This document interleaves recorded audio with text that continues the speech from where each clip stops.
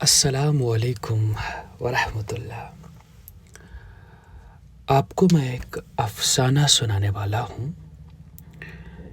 یہ افسانہ میں نے 17 اکتوبر سن 2017 کو government degree college Anant Nag کے آڈیٹوریم میں پڑھ کر داد تحسین حاصل کی تھی۔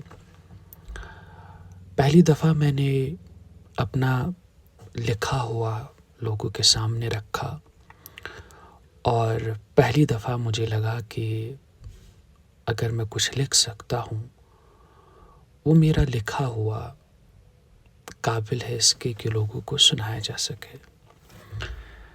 یہاں پہ سنانے کا مقصد یہ ہے کہ ہمارے پاس کچھ قیمتی زیورات ہوتے ہیں علم و ادب کے، انہیں چھپانا اچھا نہیں ہوتا، ان کی نمائش کرے۔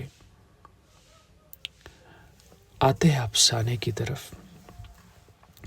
افسانے کا نام پتا ہے، تلیف، اور یوں شروع ہوتا ہے۔ تو آپ یاد کر لیجئے نا چند لمحے قبل کی کوئی بات جہاں آپ نے کھل کے ہنسا ہو۔ میں جانتا ہوں کہ اس مختصر سی مشق کے دوران آپ کے لبوں پر ہلکی سی مسکراہٹ نازل ہوئی ہوگی، لیکن اب میں نے آپ کو حقیقت کی ایک اور دنیا میں لے جانے کے لیے آپ کے دل و دماغ کی دہلیز پر دستک دینے آیا ہوں۔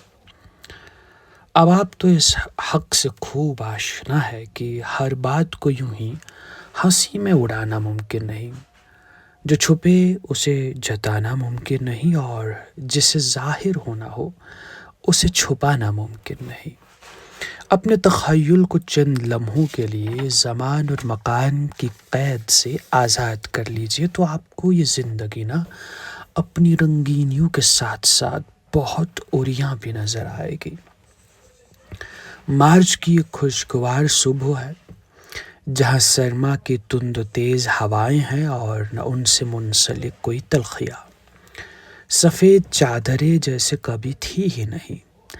اپنے وجود میں ضم سورج بھی اپنے غیبی حجابوں کو چیرتا ہوا اپنے تیور دکھانے کے لیے سخت بےتاب ہے۔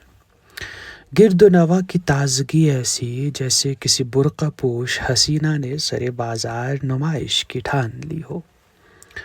دور بستی کی سرحدوں پر ایک پیڑ کھڑا ہے، نظروں کی محدود قید سے بعید، بالکل اکیلا۔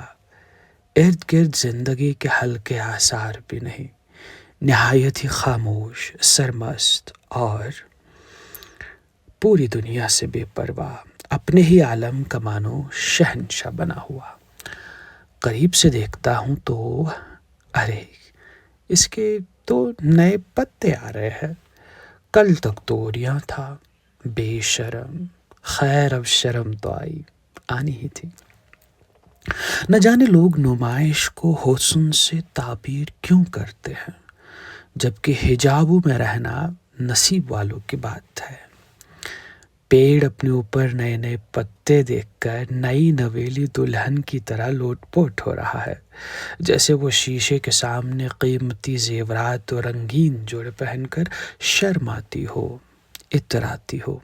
بہرحال قدرت کے بھی اپنے انداز ہے ناز و نخرے پالنے کے، بھلا ہم ہی کو یہ سب کیوں میسر ہو، اتنی بھی کیا محبوب شے ہے ہم۔